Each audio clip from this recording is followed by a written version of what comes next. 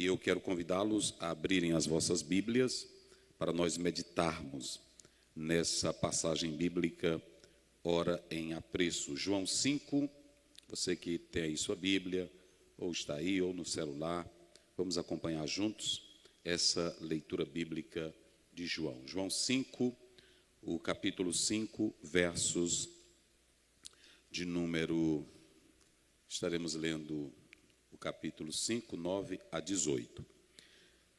5, 9 a 18 nos diz assim: logo aquele homem ficou sã e tomou a sua cama e partiu, e aquele dia era sábado. Então os judeus disseram àquele que tinha sido curado: é sábado, não te é lícito levar a cama. Ele respondeu-lhes: aquele que me curou, ele próprio disse: toma a tua cama e anda. Perguntaram-lhe, pois, quem é o que te disse: toma a tua cama e anda? E o que fora curado não sabia que era, porque Jesus havia retirado. Em razão, naquele lugar havia grande multidão. Depois Jesus o encontrou no templo e disse-lhe: eis que estás são, não peques mais, para que não te suceda alguma coisa pior. Aquele homem foi e anunciou aos judeus que Jesus era o que o curara. E por essa causa os judeus perseguiram a Jesus e procuravam matá-lo, porque fazia essas coisas no sábado. Jesus lhe respondeu: meu pai trabalha até agora e eu trabalho também. Por isso os judeus ainda mais procuravam matá-lo, porque não só quebrantava o sábado, mas também dizia que Deus era seu próprio Pai, fazendo-se igual a Deus. Muito bem, queridos, nós, firmado nesta leitura, nós temos uma temática dos Gideões relevante: o trabalho continua. Só para a gente despertar, vamos dizer bem forte aí, no 3, o trabalho continua. 1, 2, 3. Mais uma vez bem forte. O Karl Marx, certa vez, ele pegou em uma frase, ele escrevendo, ele leu Gênesis 2, verso 2, e havendo Deus acabado em 6 dias a construção do universo, no sábado ele descansou. Então ele dizia: Deus parou de trabalhar e eu vou trabalhar. Então veja a ideia dele, ele estava com um sarcasmo, mas ele dizia: onde Deus parou de trabalhar, ele ia continuar trabalhando. Essa era a ideia de Karl Marx. Porém, o que eu quero falar com os senhores que são evangelistas, entregam bíblias, escolas, hotéis, prisões, nós estamos aqui com essa temática: o trabalho de Deus continua na face da terra. E nós não podemos parar. Porém, é bem verdade que existem oposições para com esse trabalho.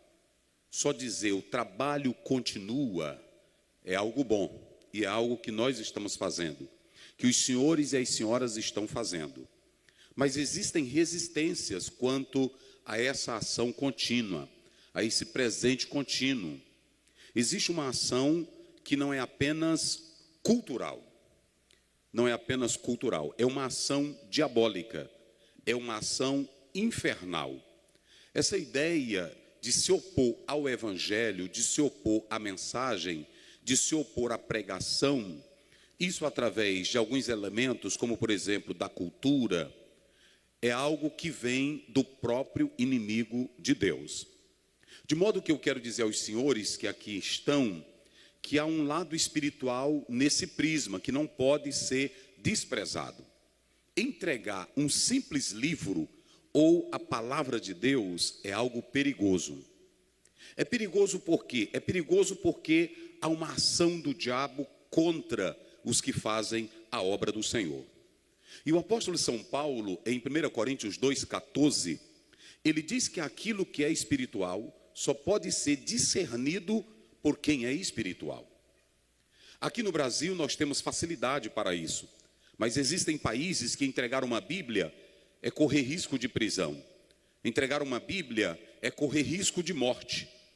De modo que cada um dos senhores que estão aqui como delegados da missão celestial tem que entender que há oposição ferrenha contra a Bíblia, a palavra de Deus.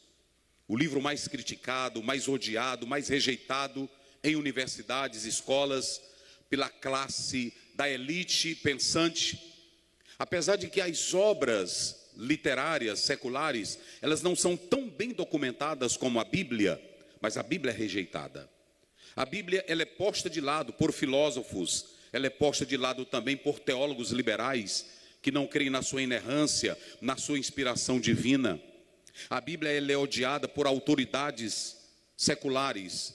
E quando nós falamos dessa oposição contra o Evangelho, ela pode vir do secularismo, ela pode vir do relativismo, ela pode vir da acomodação espiritual, que muitos não têm mais desejo de evangelizar, pregar ou falar de Jesus Cristo, o Filho de Deus.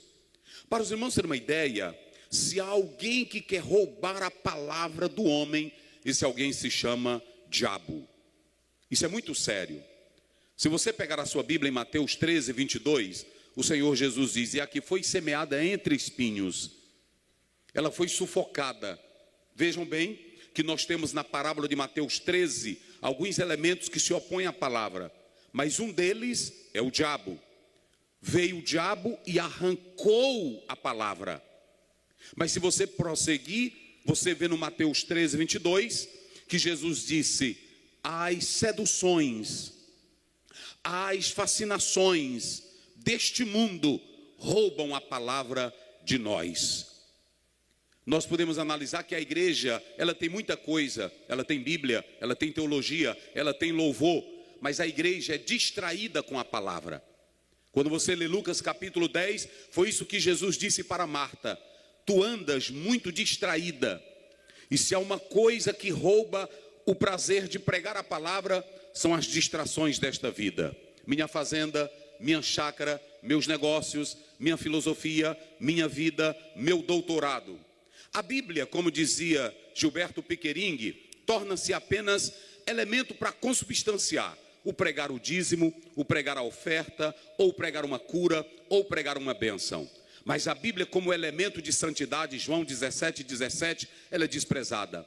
A Bíblia, como luz para a vida, ela é desprezada. Como você lê o Salmo 119, 105, lâmpada para os meus pés é a tua palavra e luz para os meus caminhos.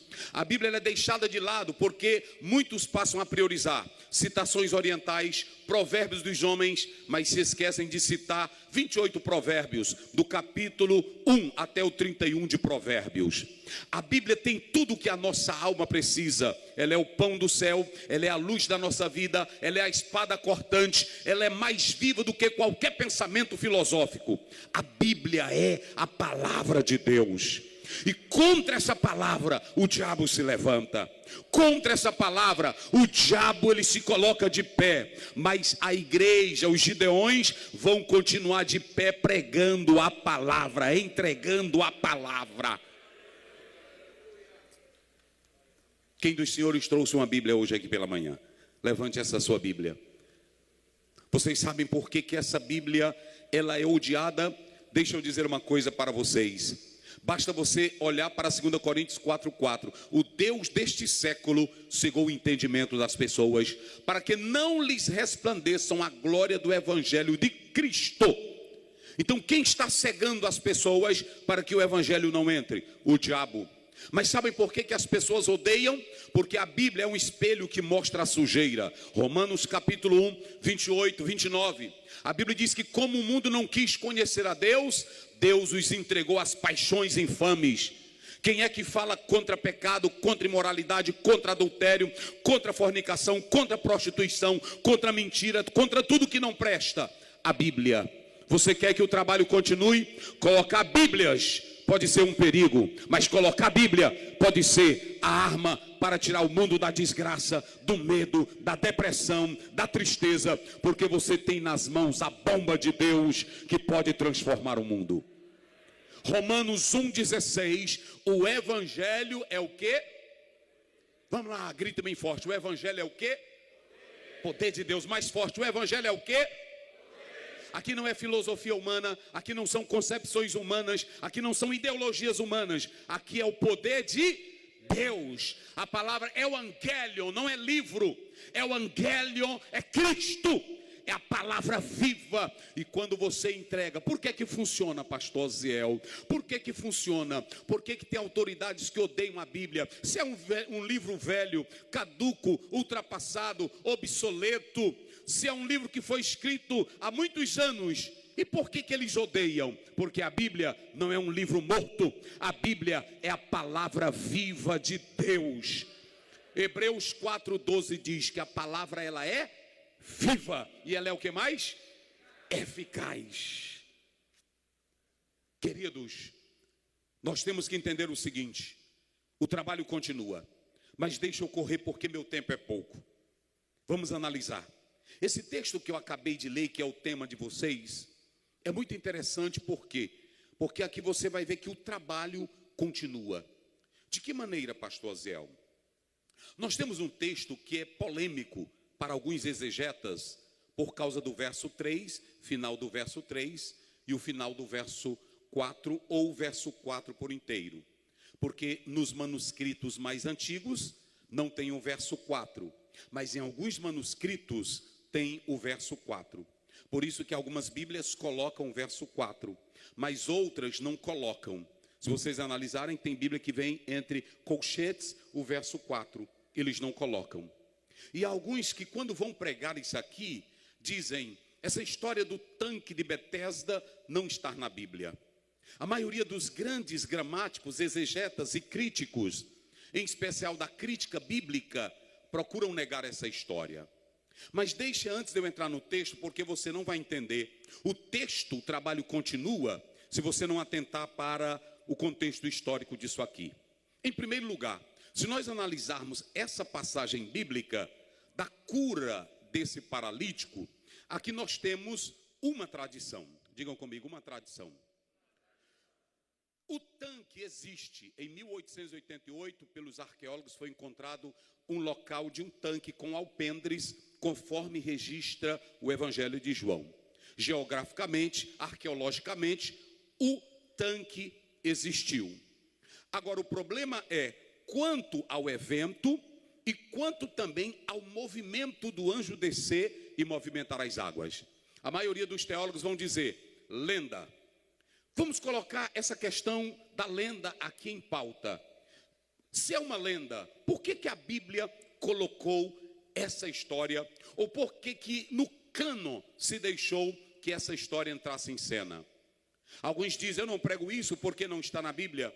Ah, isso aqui é uma lenda. Mas por que deixaram entrar no cânon, se eu também creio que a inspiração da Bíblia preservava esse detalhe? Deixa eu dizer uma coisa. Se vocês analisarem, quem é que vai para o tanque? Um homem paralítico. Quem vai para o tanque? Judeus também.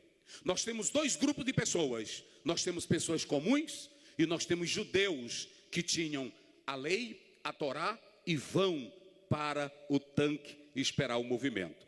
A lenda diz que um anjo descia e movimentava as águas. Outros dizem que as águas eram intermitentes e curavam, elas borbulhavam em um certo período, ou no ano novo, e descia o anjo, movimentava a água, e quem primeiro fosse colocado era curado.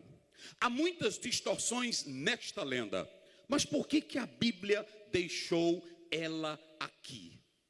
Por que o Evangelho de João fez questão de mostrar isso aqui? E por que essa história ela tem que estar aqui nesse lugar? Escutem bem. Se vocês pegarem o anterior, a Bíblia diz que o Senhor diz, manda uma palavra e o meu criado sarará. Mas aqui, esse homem não está pedindo cura para Jesus, esse homem não fala com Jesus, esse homem não pede nada para Jesus. E por que essa lenda que alguns dizem tem que estar aqui? Por algumas razões. Se os judeus que conheciam a Torá, muitos deles se valiam disso, e o próprio templo de Esculápio, que diziam que as pessoas iam para buscar saúde, estavam lá também. Ou seja, sabe por que a Bíblia registra? Judeus precisam de cura, judeu precisa de livramento, judeu precisa de saúde. O pobre precisa de saúde, o gentil precisa de saúde, o americano precisa de saúde, o africano precisa de saúde, o hinduísta precisa de saúde, o feiticeiro precisa de saúde. E quem é que tem a saúde? Muitos podem estar na porta ou diante de um tanque da feitiçaria, do esoterismo, da crendice, da mentira, das lendas. Mas tem um que não é a lenda, que não é fantasia, que não é história, que não é invenção. Tem um que é o dono da vida. Tem um que reconstrói a história.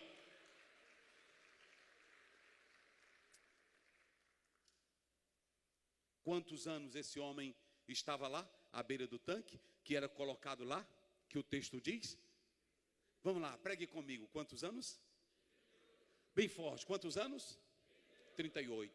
E escute bem. Era uma lenda? Era. Esse tanque, ele não tinha muita esperança, porque era na sorte. Uns recebiam, outros não. Mas quando Jesus chega, de longe ele vê um homem doente, aleijado. Quantos anos ele estava ali? Vamos lá, bem forte. Só quem tem boca? 38 anos. Por que o texto fala que ele era aleijado? Vamos lá. Aqui vai começar a recriação. Escute o mistério do negócio. Aqui vai começar a recriação.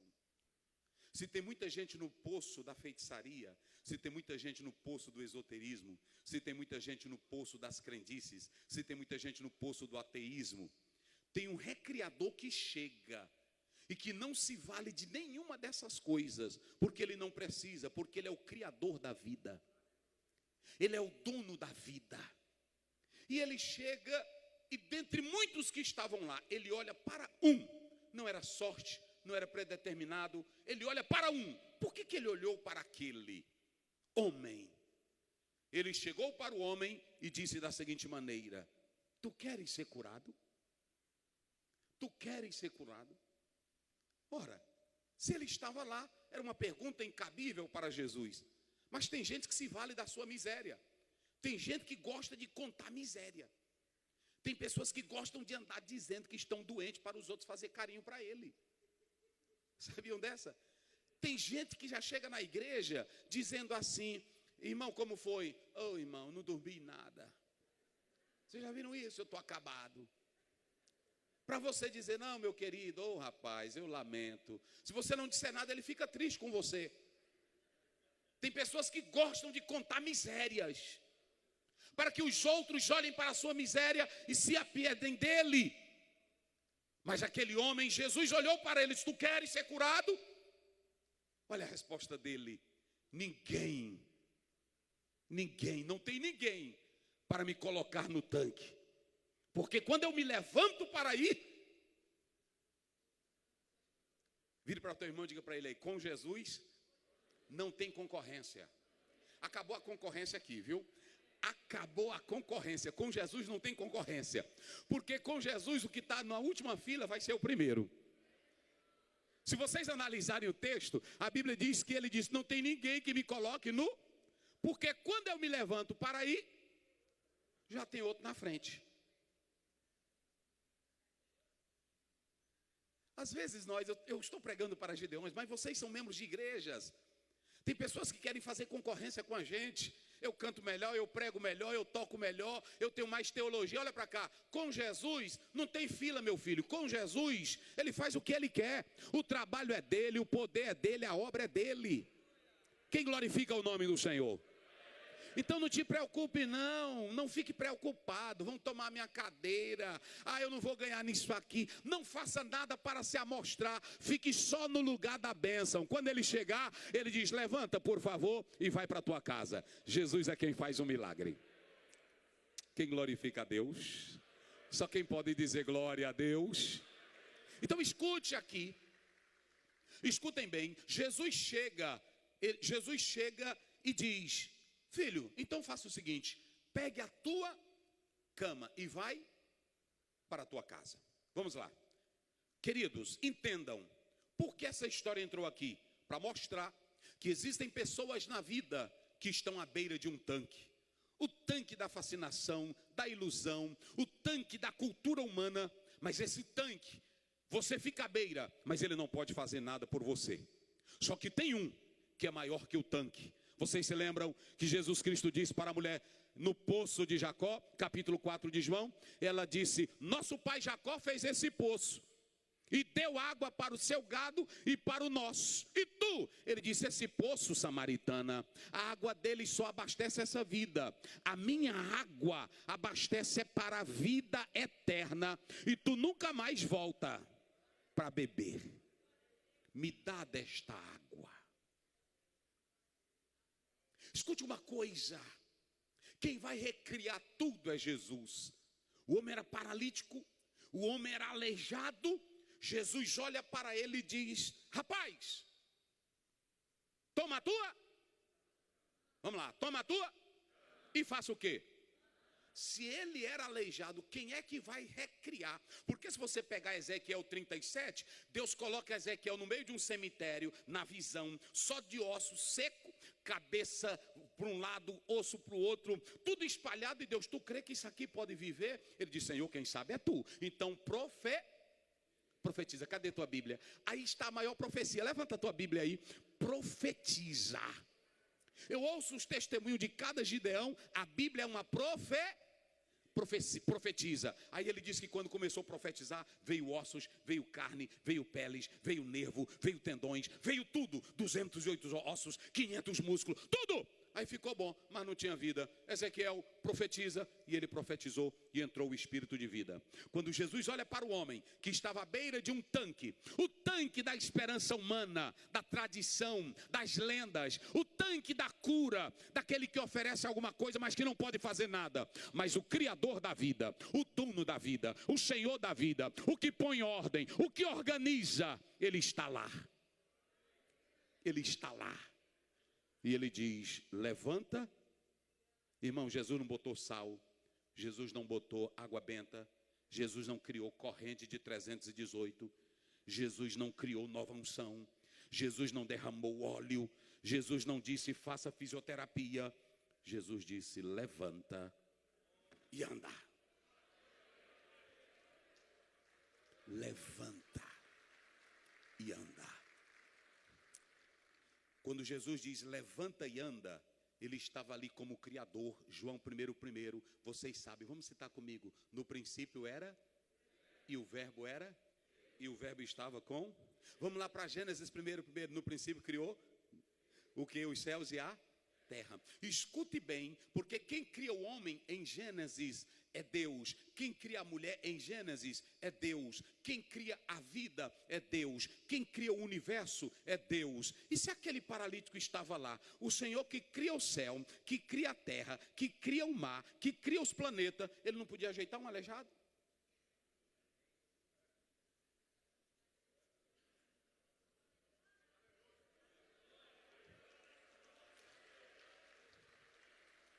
Ele olha para aquele rapaz e diz: levanta.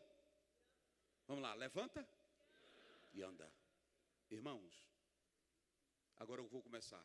Diga comigo: o trabalho continua, mas não fique tranquilo, tem oposição. Jesus só disse como para o rapaz?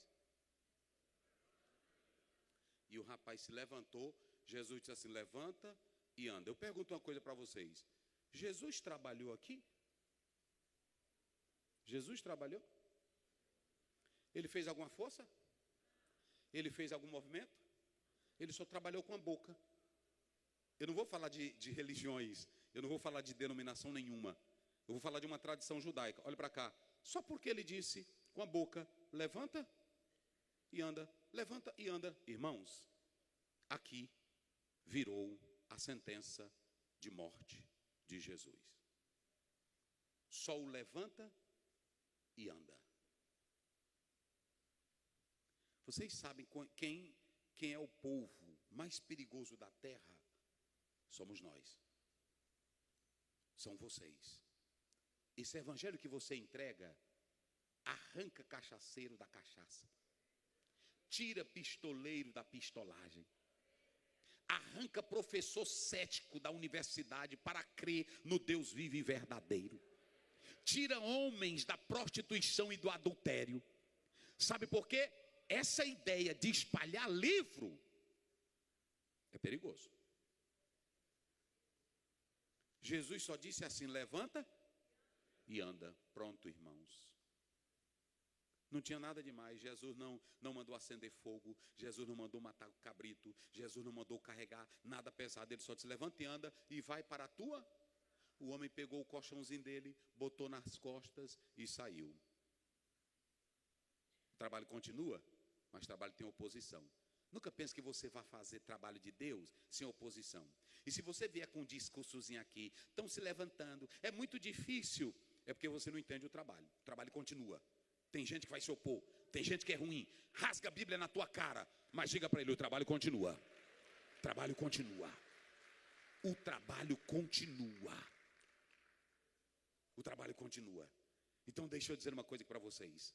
Quando Jesus disse levanta e anda, o homem levantou e andou. E ele pegou as costas, botou nas costas o colchão. E quando ia saindo, os teólogos, doutores, judeus olharam e disseram: hoje é o Shabat. Por que tu está carregando essa cama? Ele disse: olha, é o seguinte, um homem que está aí, ele disse que era para mim, eu estava no tanque há quantos anos? Vamos lá, bem forte, há quantos anos? Ele me disse: faz o quê? Eu sem andar, eu sem poder me movimentar, 38 anos, ele mesmo me disse: levanta. Sabe por que Jesus curou esse rapaz? Porque esse rapaz não era besta. Jesus não cura bestado, Jesus cura quem sabe defender a fé. Você não pode ser um besta. Diga para o seu irmão: não seja um abestado na fé. Diga aí: não seja um otário na fé.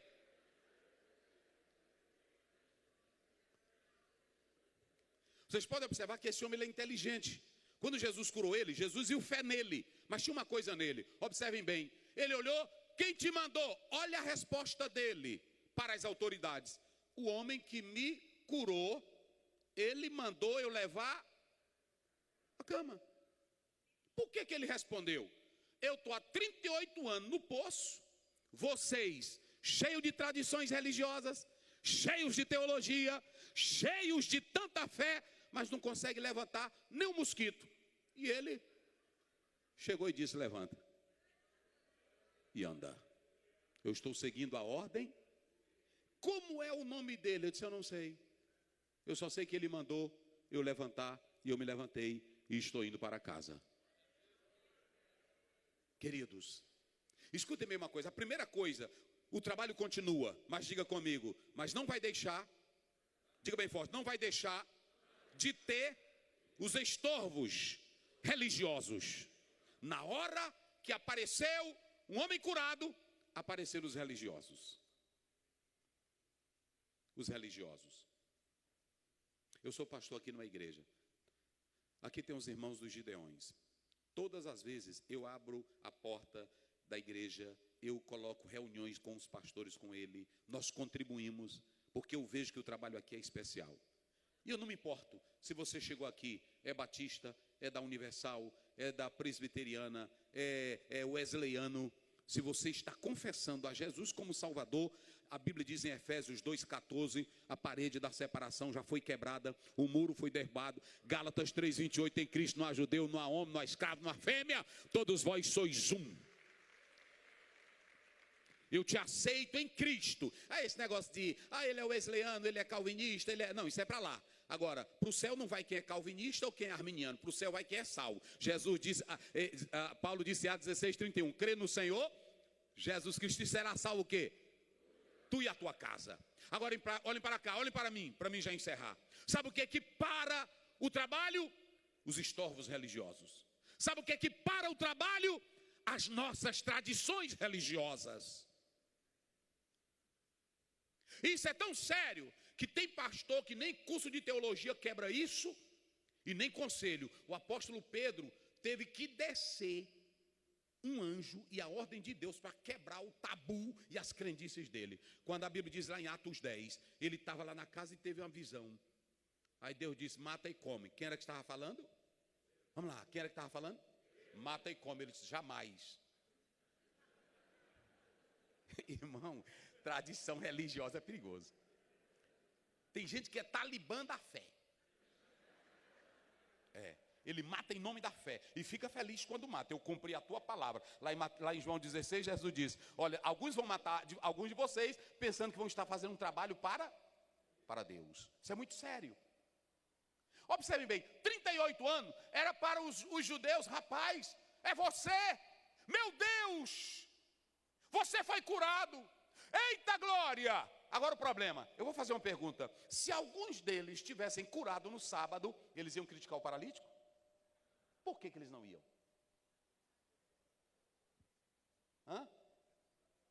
Eles não iam culpar, sabe por quê? Porque eles iam trazer a glória para si. O problema de Jesus é que Jesus nem era da escola deles. E o segundo, Jesus não fazia parte do grupinho deles. E em terceiro lugar, eles não faziam o que Jesus fazia. Sabe por que nasce a inveja? Porque às vezes tu não faz o que o outro faz. E até na igreja isso acontece porque você acha que é alguém. Mas quando eles viram o rapaz curado, eles não glorificaram. Veja como são os estorvos religiosos.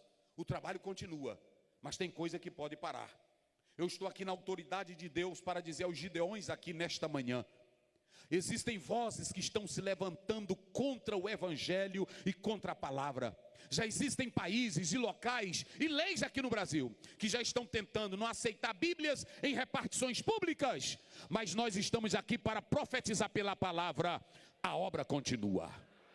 Quem glorifica a Deus? Só quem crê nisso. Nós não vamos parar diante da cultura humana. Nós não vamos parar diante das ideias humanas. Nós vamos entregar a palavra. E o homem, Jesus curou. Mas na mesma hora vieram os religiosos. E aí, se vocês analisarem o texto, a Bíblia diz que eles foram até Jesus. Queridos, deixa eu dizer uma coisa. O homem foi até Jesus, ou Jesus o encontrou no templo e disse assim: não peques mais. Não peques mais. Então escute bem, algumas coisas interessantes aqui que eu quero falar com os senhores. Em primeiro lugar, o sábado não era o problema. O sábado, Shabat, em Gênesis 2, verso 2, a Bíblia diz: e Deus descansou. O Shabat ali é de cessar, porque Deus não dorme. Salmo 121, verso 4. Eis que não dormita e nem dorme o guarda de Israel. Deus não dorme. Agora, quando eles chegaram para Jesus e disseram: por que o Senhor fez isso no dia de sábado? O problema é que o fuso horário dos judeus era diferente do fuso horário de Jesus. Vocês entenderam bem as coisas? Um dia eu estava no exterior e liguei para uma irmã aqui, ou para um irmão. Aí disse: pastor, o senhor está pensando que horas são aqui? Eu disse: não, aqui é 4 e tanto. Eu disse: não, pastor, aqui é de madrugada. O problema é, olhe para cá, Jesus não tinha fuso horário geográfico. Eles chegaram e disseram: foi o senhor que curou? Ele disse: sim, mas tu não sabes que hoje é sábado. Vamos lá, tu não sabes que hoje é? Aí Jesus disse: quem foi que te disse que eu preciso de fuso horário para trabalhar?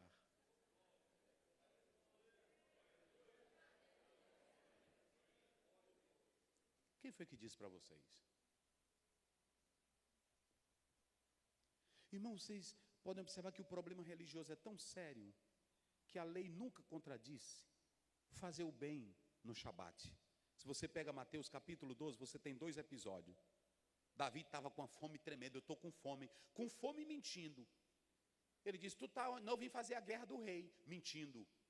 Tu não tem aí, eu estou para um rei de fome. Ele só tem os pães da proposição, me dá que eu estou morrendo de fome. Não, mas é só do sacerdote. Rapaz, eu não quero saber. E comeu os pães, ele e os seus.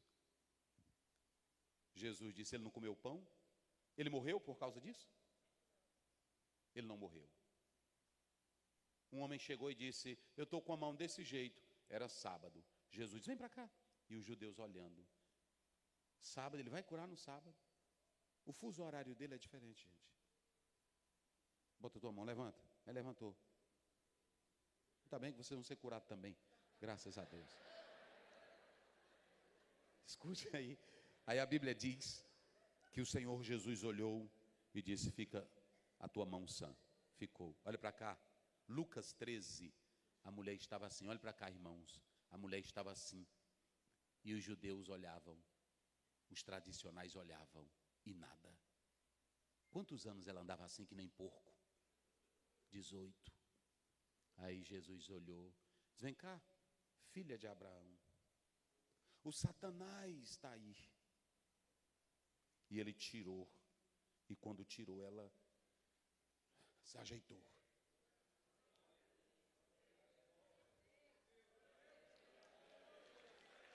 Fuso horário. Aí de repente chegaram os doutores. Olha o que um disse: tem 6 dias para você trabalhar.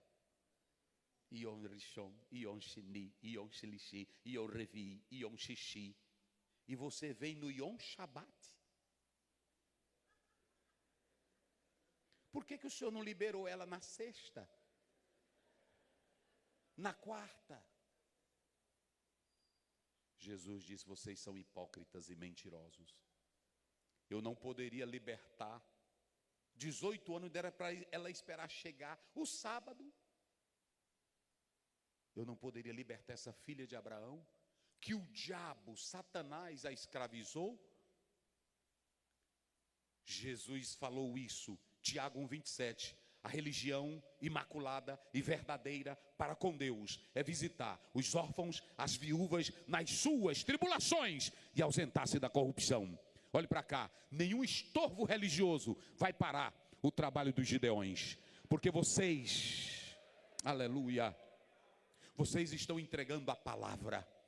Eu acho bonito quando eu ouço os gideões dizerem: olha, pastor, nós somos um braço da igreja, nós somos uma extensão da igreja, e quando a gente senta aqui, a gente não discute bandeira, e não é para discutir mesmo, porque o sangue de Jesus Cristo quebrou toda a separação, e nós somos um só corpo em Cristo Jesus, o Filho de Deus.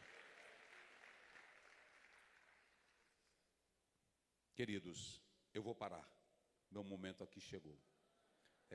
Mas deixa eu só dizer uma coisa para vocês, escutem, olhem para cá. Quem criou o homem lá no Éden? Fale bem forte, quem criou o homem lá no Éden?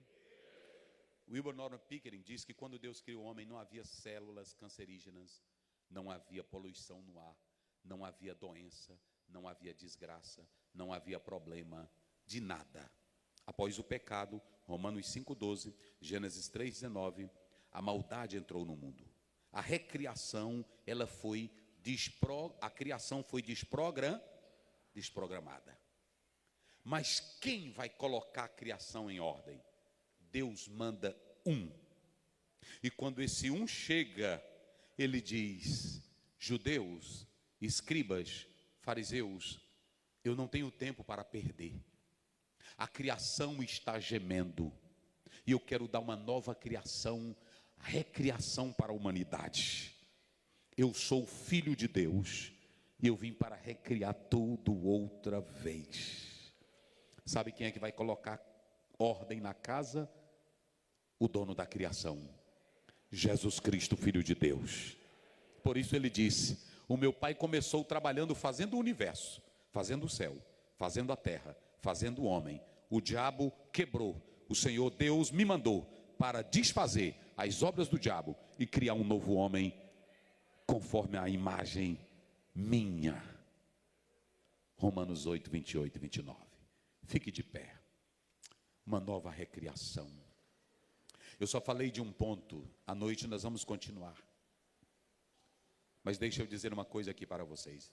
Eu quero orar com vocês de mãos dadas, porque vocês são ministros de Deus. Nós tivemos aqui na igreja, mês passado, um encontro de tradutores da Bíblia. Tradutores. E eu ouvi tantos testemunhos lindos.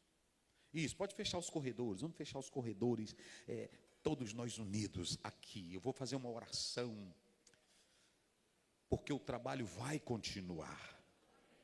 Oh, glória a Deus. O trabalho vai continuar. Deixa eu dizer uma coisa aqui. E quando eu vi esses tradutores falando ainda tantos lugares que precisam traduzir Bíblias, e deles que pegam um avião, teve um que pegou um avião e não podia entrar em uma tribo, e ele deu um jeito de pegar um avião e entrar, só para entregar a palavra de Deus. Enquanto eles traduzem no dialeto, na língua daquele povo, vocês são os pés que espalham esta palavra. E vocês estão entregando algo que vai recriar o homem outra vez. Oh, aleluia.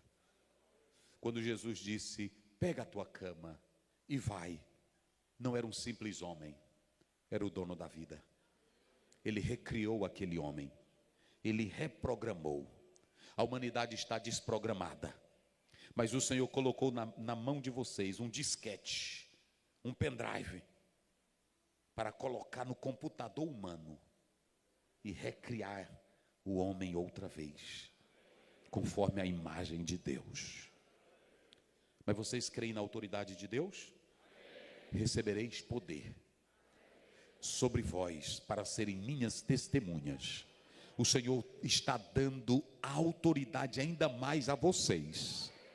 Não temas os religiosos, não temas os perigos, nem as autoridades que se opõem à Bíblia. Vocês têm a autoridade de Deus para entregar a palavra. Levante as mãos unidos. As portas do inferno, Mateus 16:18, não prevalecerão contra vocês. Senhor Deus, nesta manhã, cada Gideão que está aqui, Senhor Deus, o trabalho continua. O Senhor quer recriar o povo outra vez, uma humanidade nova em Cristo, para a glória do teu nome. E aqui estão os teus servos entregando o manual da constituição humana, o manual que veio do céu, a palavra de Deus, para reprogramar esta humanidade caída. Senhor, dá autoridade agora aos teus filhos ainda mais. Unge os pés, as mãos, a boca, dá autoridade, Senhor, que o espírito de medo, de temor, saia deles agora, e que o espírito de vida em Cristo Jesus habite neles, Senhor, para confrontar as trevas, o inferno e todo o mal. Senhor Deus, dá autoridade divina agora. A coragem que eles têm vem de ti, Senhor. Ilumina eles em nome de Jesus, em nome de Jesus. Amém. Dê um abraço no irmão que está ao seu lado e diga, vamos continuar. A obra continua. Deus abençoe. Amém, pastor Zé. Isso aqui é água aqui, ó.